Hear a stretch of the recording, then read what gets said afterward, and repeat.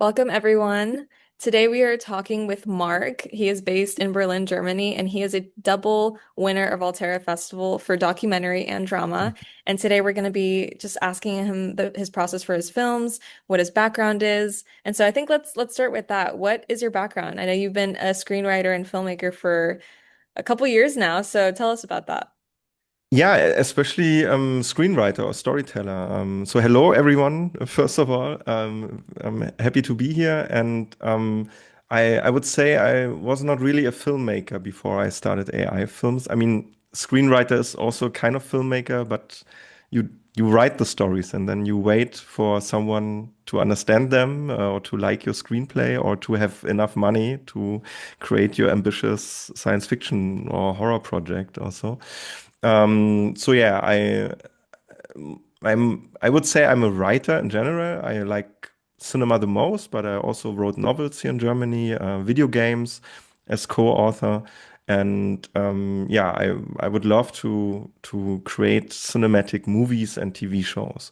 So when AI made this, at least in certain glimpses, possible or created the possibility, I started, I think, 3 years ago to go into AI filmmaking when the very first models started to be, yeah, competent enough to at least animate something, to move something.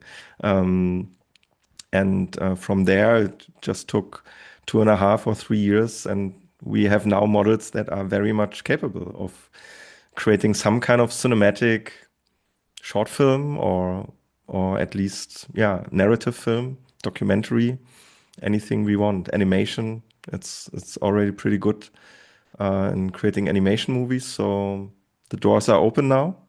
Now it's all about our stories, I think. Right. Did you ever imagine yourself being in the director's seat when you were a screenwriter? Like, did you ever think you were going to be the one actually creating from start to finish the film?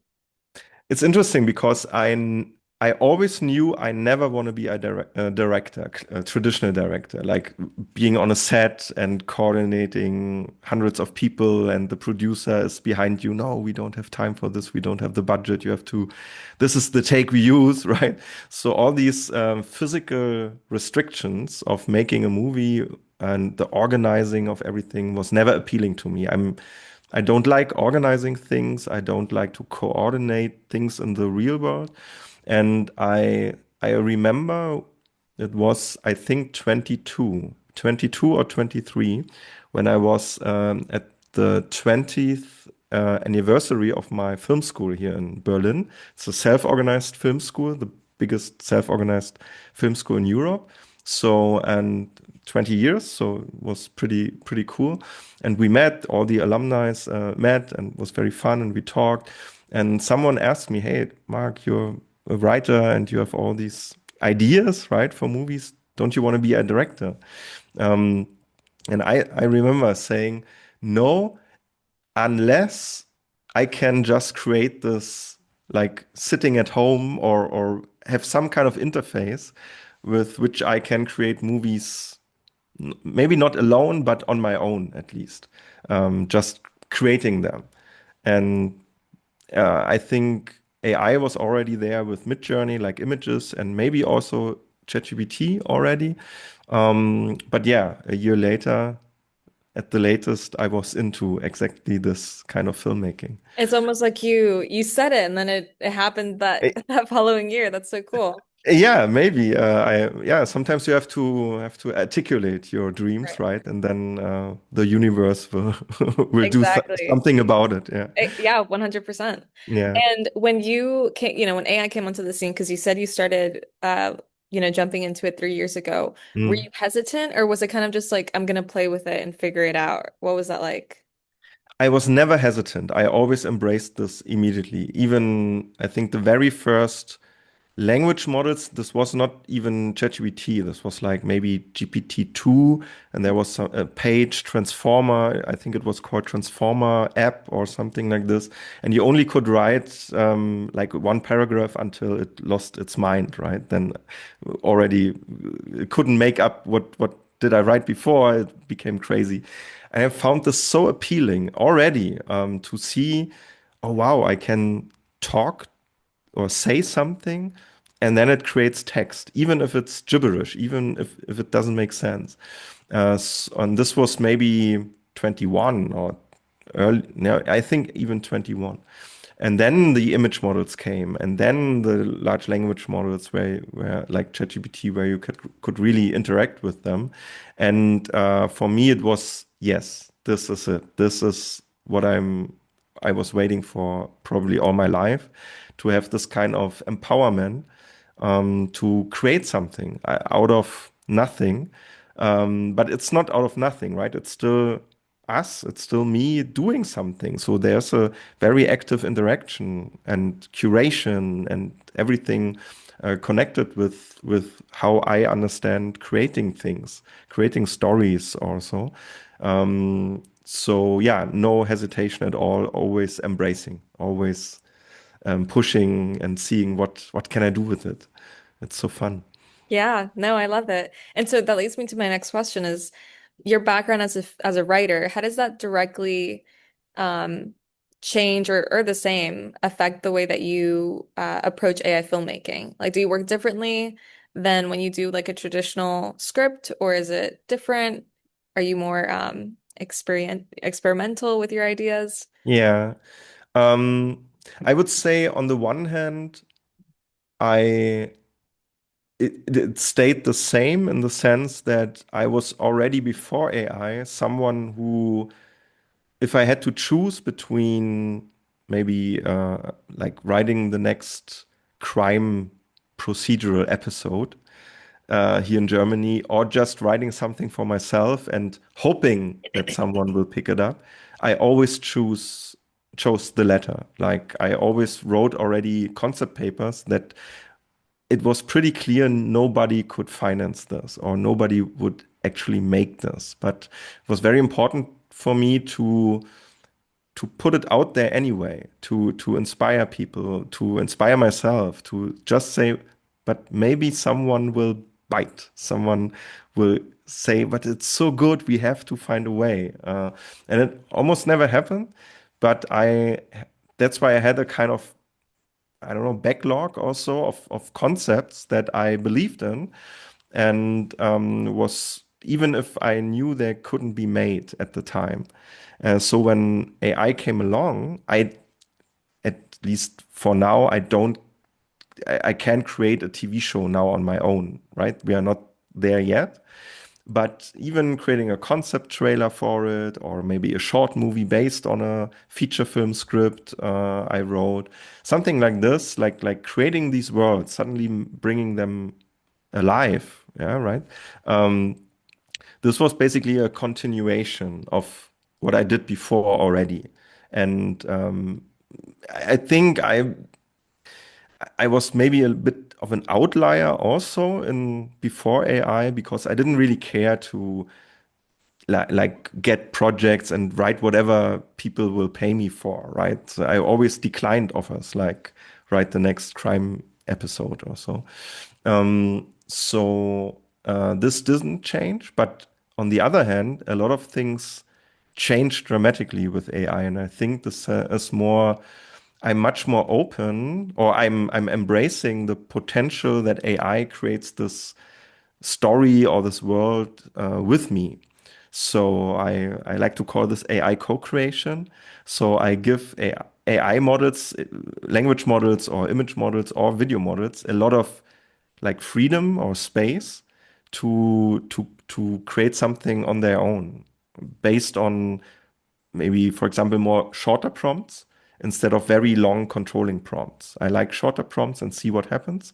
And I'm very open where maybe the direction goes in terms of aesthetics or maybe even a dialogue line or anything that I find inspiring. And so I really love to see things that didn't or don't exist in my mind but come into my mind from the outside or from the model. And then of course, there's a lot of things I don't like, so I sort them out and curate the things. But I want to be inspired by what Yeah. the AI models do, and this is different, right? This is you maybe the similarity is you brainstorm with someone,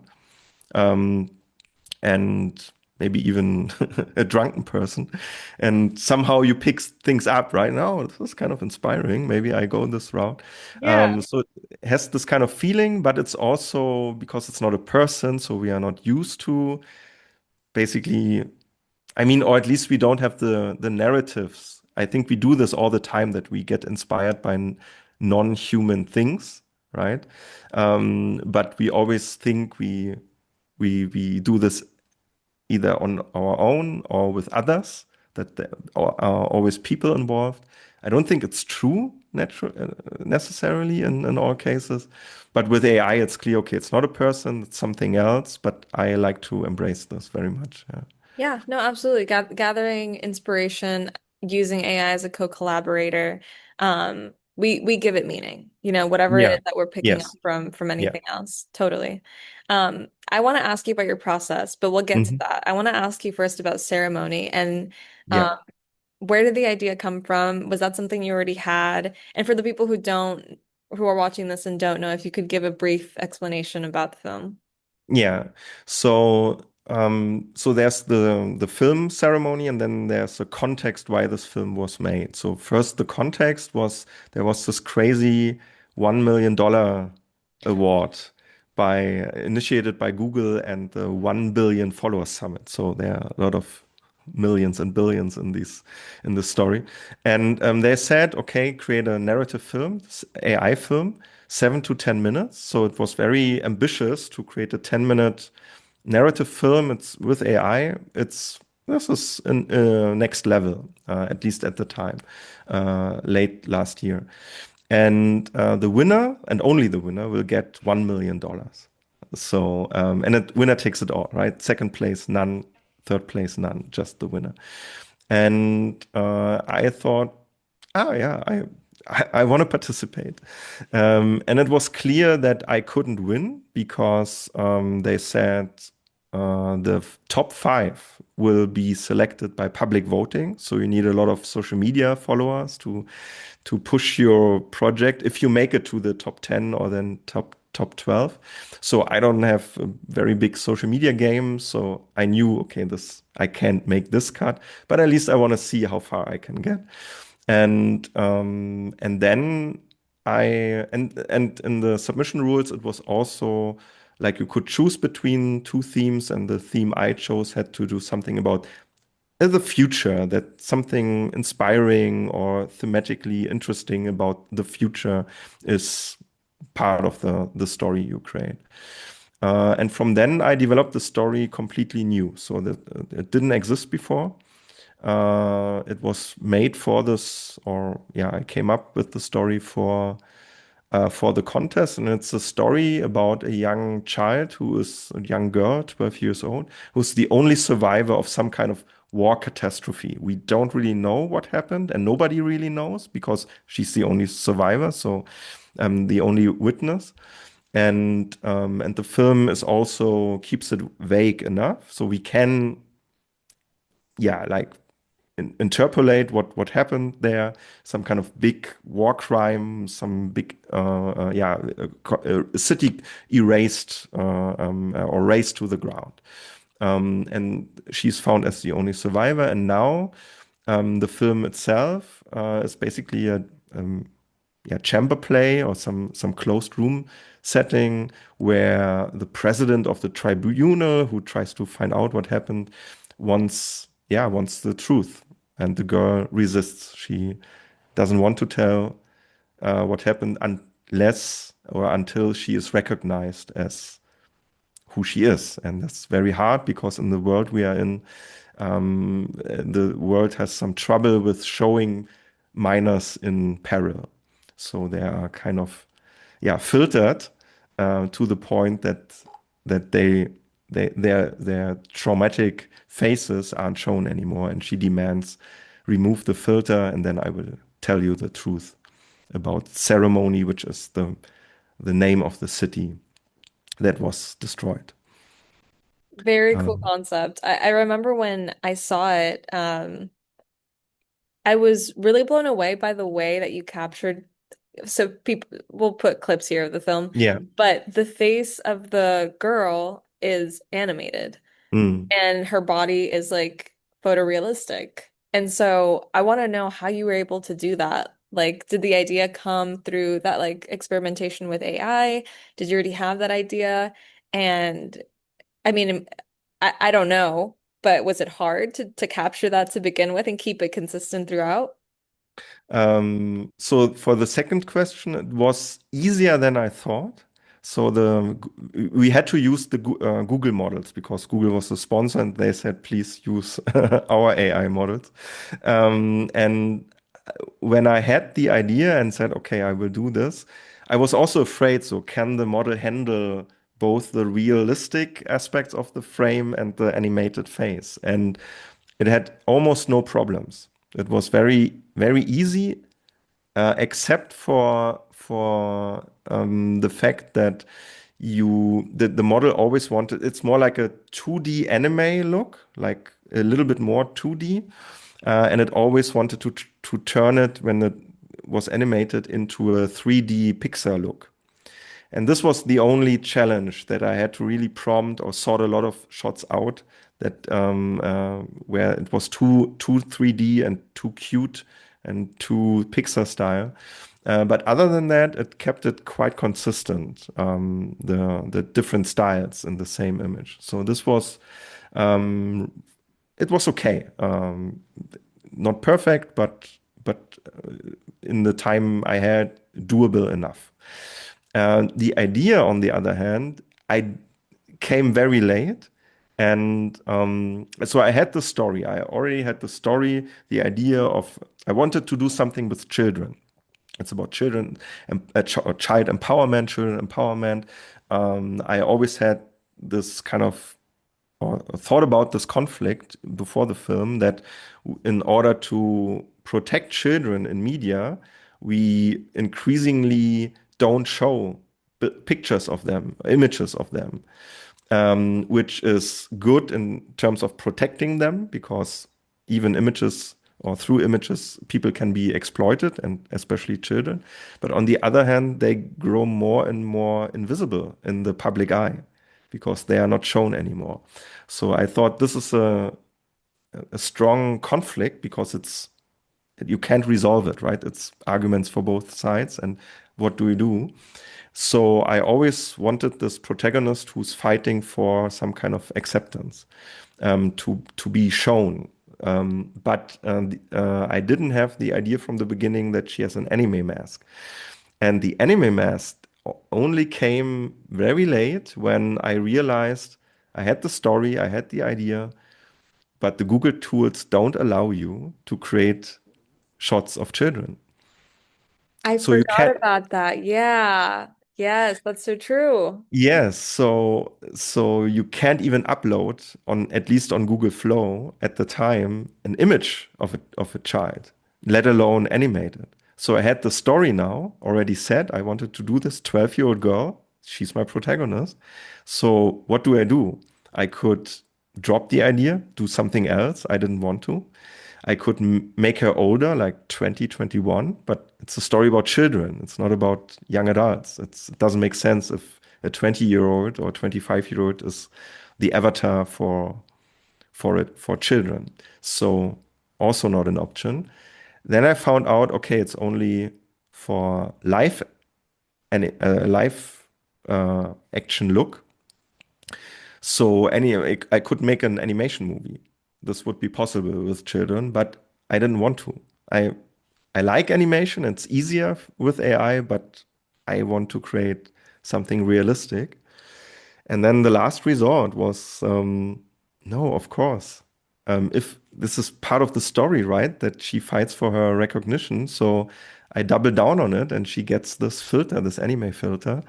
And so for most of the time in the film, it was a solution to a technical problem, Yeah. which happened to be exactly the conflict or theme I was talking about. So coming up with this solution to give her an animated or anime mask over her real face made it even stronger because now the conflict was symbolically embedded into the movie, like into the world. And I only had to gamble. It was a big bet or big bet that for some shots I need her real face when she's revealed. So I thought I will figure it out somehow to get these shots. But at least for most of the running time, I'm safe enough. I can do this. And then I think it made the film better. It made the film more interesting, but it was born out of a necessity or a hard challenge. No, that's amazing. And I love that like it came out of trying to push it and figure out and like being Yeah. resourceful and everything. Um, so you said that you had to use all Google tools for this, right? Yeah. Can you talk about your process for it? Like from the idea to the image to the video, like how do you keep things consistent? Do you have a way of prompting that you think like helps you in this process?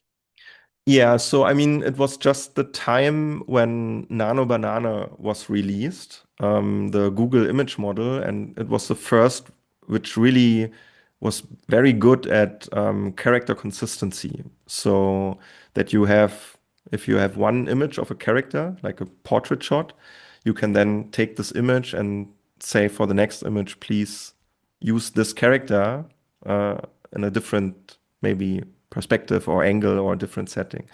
So I created both characters, the woman and the young girl. Um, and I had to wait because Nano Banana 1 was released, and didn't really like the aesthetic. It was not powerful enough for the look I was looking for. And there were rumors that Nano Banana Pro will be released just around the time, but you didn't really know because there was a deadline, right? And how much days or how many days can I sacrifice in waiting? And then two weeks before the deadline, the new model came out and was already or also better at character consistency. So I could create these characters and then as images, and then I always create like keyframes or starting images for the shots. So I always then created this shot and this shot with the starting image, and then animated it in VO 3.1. Still around, still the newest model at this point, like late 2025. It was pretty new, and and then I basically I'm mostly I think shot the film chronologically because at the time I think maybe Nano Banana Pro was already capable of doing it a little bit, but the room most of the movie takes place well, I didn't have a complete model of the room. So it was created shot by shot, right? If the camera moved and suddenly there was a door, then okay, for the next shot, there will be the door. Now the set has been extended, so I will use now the door becomes part of the room for the rest of the movie. And so I worked my way basically through the movie, shot by shot, scene by scene. Um, yeah, and it's maybe a very basic setup. And in terms of prompting, I come from a very open, very short, very vibey prompting style where I just do something, right? Surprise me. And I learned that you have to talk to different models differently. And this was for me the biggest learning curve in making ceremony because I didn't use Google tools before, really.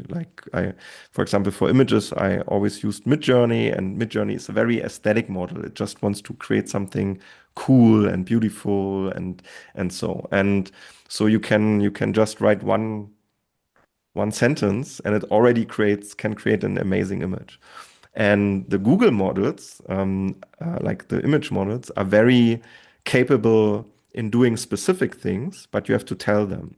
So the more you prompt, the more details you give it, the better it gets. So I had to learn this.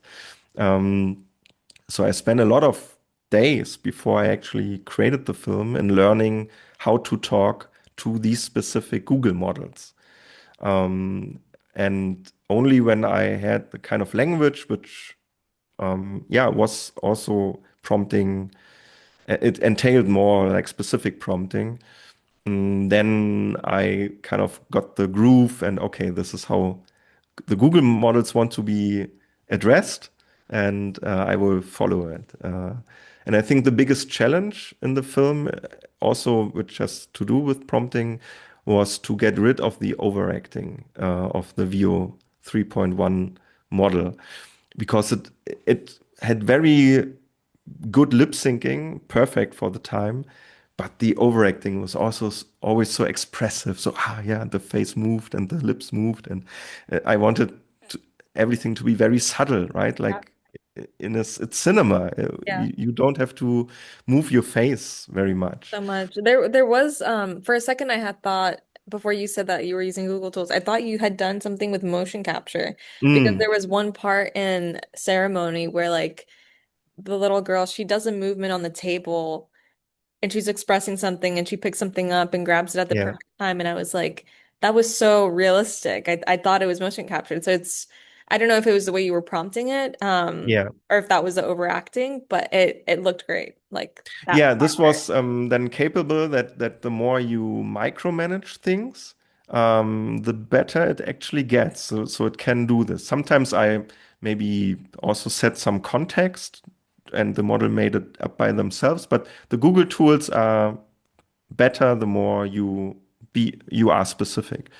And I think I remember that when she confesses, basically, yeah, we did this, and she has this kind of chocolate with the chocolate paper, and then she puts it aside or moves it around a little bit. I think I prompted this specifically to give her something, yeah, Yeah. to do while she's talking. I Yeah, think it was that. I think it was Little Chocolate yeah, Wrapper. Yeah, that's yeah. I great. and I also like the scene because it worked so well in this specific scene, so casual, right? This is what you expect in a real movie, that the character does something like on the side Right. Like while while listening or, trying to deviate from the conversation or something. yeah, So yeah. yeah. And we're almost at time, but I did want to ask you two last questions. Hmm. Because you also made one documentary. Do you find yourself gravitating towards a specific genre that you like to write or that you like to create? And my second part to that question is, what are you working on right now? What are Hmm. you excited about the most in the next couple? Yeah. So I come from a very traditional genre background, like fantasy, science fiction, horror. This is where I grew up as a writer and I was very engaged in. And but for some years now, I would say it shifted a little bit. So I inherited still this kind of aesthetic and kind of oomph that these genres have. But I would, and there's not really a term for the stories I'm most interested now, but I would say I would call it like heightened reality. So it's more embedded in our world, but it as still some kind, either the premise is a bit over the top or a bit punchy, or there's something going on that we don't expect. And I think if you look at some of my films or trailers for concepts for bigger things, these would be good examples. Like I did a trailer 2 years ago, The Day the World Prayed. And it's about the idea, it's in our world, right? But the idea that we find out that Jesus Christ didn't exist as a historic person, and then a crisis of faith, like, yeah, brings goes through all of through Earth, right? It's like a tsunami. Everyone, well, if this is not true, what we are believing in, and then the counter movement, like, no, we have to just pray, and then the whole world like gathers to a kind of pray to prove that there's something out there. So this, I would say, this is a heightened reality. It's a Yeah. kind of Da Vinci Code feeling, but it's Sounds also embedded. sounds a little bit like psychological thrillers too. A little bit. Yes, yeah, conspiracy, Yeah. psychological. It's very. I'm very much interested in systems and telling stories where systemic forces are playing a bigger role. So maybe not so much psychological individual things, but more like psychology on a societal level, right? Yeah. So this would be one example for heightened realism. Another example would be Children of a Dead Star. It's also a show I want to create where you have East Germany, 1970s, height of the Cold War, and suddenly a kind of alien language virus infects East Germany, right? This is classic science fiction, but embedded in a more realistic setting. So yeah, heightened reality is maybe my genre at the moment. And currently, I'm working on a new project, like a short film, narrative short film, which I hope is very just realistic. So I want to test and push how far can we go with just pure realism. No, not so much like crazy camera movement and action sequences and all the blowing stuff up, but Yeah. just casual movies like a drama or something like this, Yeah. but made full with full AI. Yeah.